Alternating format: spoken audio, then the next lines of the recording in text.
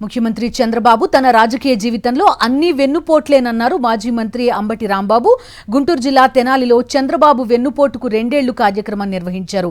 ఈ సందర్భంగా అంబటి మాట్లాడుతూ ఎన్టీఆర్ని వెన్నుపోటు పొడిచి ముఖ్యమంత్రి పదవి దక్కించుకున్నారని, ఎన్టీఆర్ కుటుంబాన్ని వెన్నుపోటు పొడిచి టీడీపీని దక్కించుకున్నారని మండిపడ్డారు.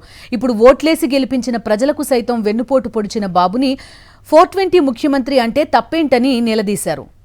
ప్రతి మహిళకి కూడా మేము 1500 రూపాయలు ఇస్తాం నెలకని చెప్పారు.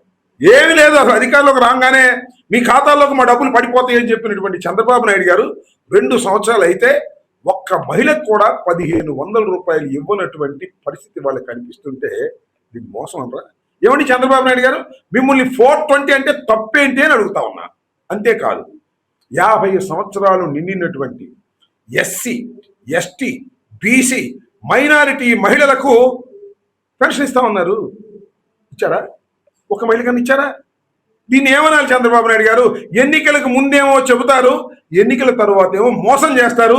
దీన్ని మోసం అనరా? మిమ్మల్ని 420 సీఎం అంటే తప్పేమిటి చంద్రబాబు నాయుడు గారు? మీరంతా దగా మోసం తప్ప రెండోది లేనే లేదు. ప్రజల్ని వెన్నుపోటు కూడా పొడిచేశారు మీరు. మరిన్ని అప్డేట్స్ కోసం ఛానల్ ను సబ్స్క్రైబ్ చేయండి. నోటిఫికేషన్స్ కోసం బెల్ ఐకాన్ పై క్లిక్ చేయండి.